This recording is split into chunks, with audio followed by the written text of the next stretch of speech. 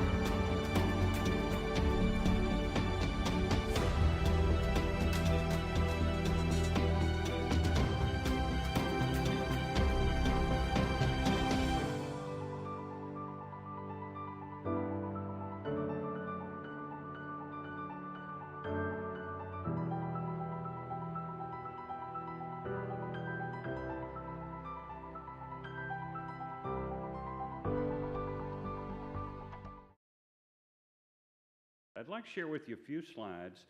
That video focused mainly on things that happen outside of Alabama as those offerings pass to the SBC level. Let me share a few slides with you about what happens here in Alabama with the money that you share. We had 37 Alabama church plants over the last 2 years, and we have 2,000 plus Acts 1:8 connections that were made with our missionaries. There are 7,000 DR workers trained and ready to go at any time. We have also 200 plus who are trained in evangelism through the Alone strategy, which is something done by the evangelism office with individual churches and teams. 2,000 Sunday school leaders trained. There actually were a lot more than that, but that was just in a couple of key events.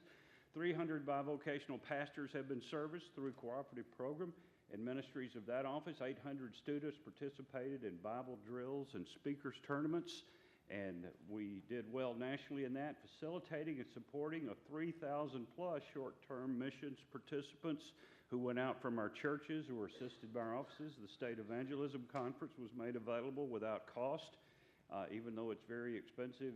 Cooperative Program takes care of that. We have 18 state missionaries serving as campus ministers, doing an incredible job on our conferences where every college is touched by Baptist Campus Ministries, and one of every 10 collegians, that's usually pronounced collegians, in Alabama touched by BCM. We had 11,000 VBS leaders trained in state and associational clinics, James Blakeney with that ministry. 250,041 enrolled in Bible school, and the count's not complete yet. 6,390 baptized, professions of faith made because of Vacation Bible School. Amen. Children's Honor Choir and many other ministries of our music office. Additionally, we have 1,100 chaplains who are trained in serving in various ministries. 200 of them are public safety chaplains who are trained in serving and resourced, working with people who have very difficult jobs in Alabama. 1,500 boys were trained and inspired at camp. International missions through international partnerships are an ongoing thing. Our new focus is Acts 1:8, of course. International disaster relief, this picture from Haiti, and some of the ministries that are ongoing there. Our prayer conferences are provided through Cooperative Program gifts in Alabama. We have direct ministry to 3,000 plus senior adults, and we have individual consultations that are going on in places all over the state every single day. We've had churches rebuilt because of fires and various other disasters. Missions University is conducted to train people in various aspects of missions work through our Global Missions Office. We have 28 mobile chapels used in emergencies, and those are individually evaluated as to need. The children's ministries at Chaco and the training conducted by our music office are too numerous to mention one voice, and it's cut off there, but 40,000 people attended Chaco events, 40,000 this year. 350 of those were children who attended music camp. Our state missionaries drive over 800,000 miles each year to service requests of churches and associations. Year before last, we had public prayer at every courthouse in Alabama, and disaster relief ministries. That's my home church, which has been rebuilt, partially thanks to the Cooperative program. There's 17,000 people who have been served in times of need with food and with clothing ministries, and 1,355 people have been trained in stewardship. That's some of the things, just merely scratching the surface of what your Alabama portion of your Cooperative program is doing. I'd like to call three special folks to the platform here to receive the award. And Lori, come on up, Danny, and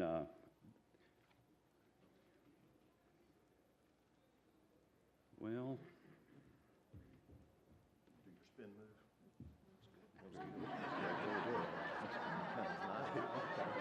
Good move that you made. Okay. Hey, how you doing? You know what? The flags are supposed to be here. Okay. We'll do it. We'll do it. Can I share a word? yeah, let me tell you why you're up here. Okay, so good. Even though you know, can we have the slide about Shades? Shades Mountain Baptist Church, Danny Wood, pastor, looks just like this guy. They gave $755,586 to the Cooperative program.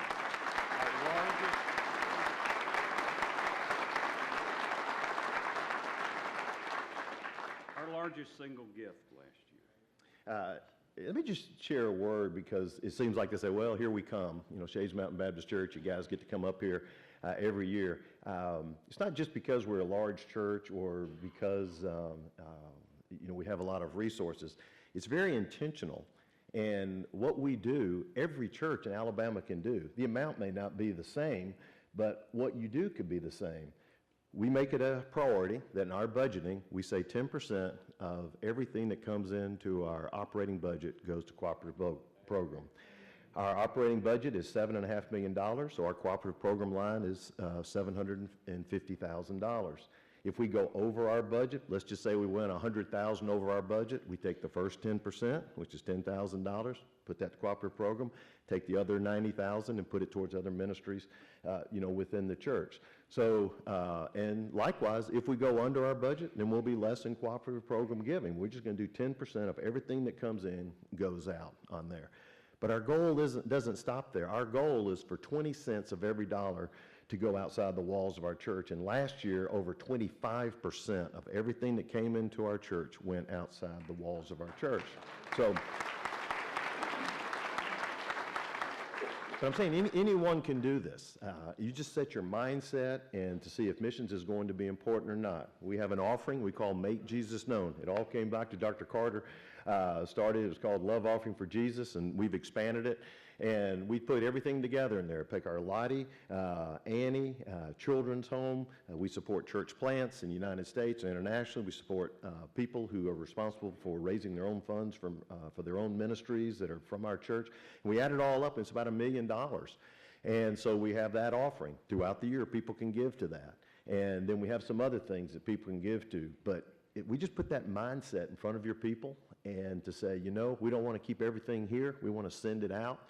And so I would encourage you, I would challenge you, and as pastors and as lay people, just think what works best for your church and begin to make this missions giving and going as a priority in your life and in the life of your church, and it will transform your church. And I'll throw one more commercial over here. If you're wanting to learn how to do some of that, there's a new organization called MORE, Mobilization Resources, and some men from our church are working on that of how to go into churches and talk to them about how to set up some missions programs. They just came back from First Baptist Church Pelham and had a great weekend time with them during the summer. And so if you'd like any more information, just contact me. I'll be glad to give you their names. I don't make any money off of this, but it's just great for them, and they would love to come into your church and help you out. So we appreciate it, and it's our pleasure to be able to support Alabama Baptist. So, thank you.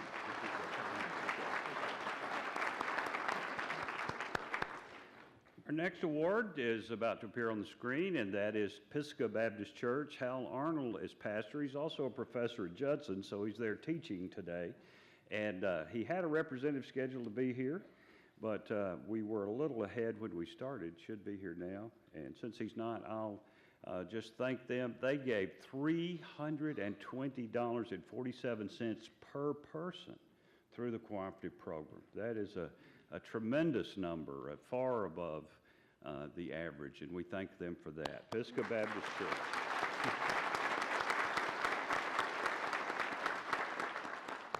And our final award goes to College Heights Baptist Church, where Frank Samuels is pastor. Frank was here earlier, but he has had to leave apparently. So their church this past year gave 24.4% of their undesignated income through the cooperative program.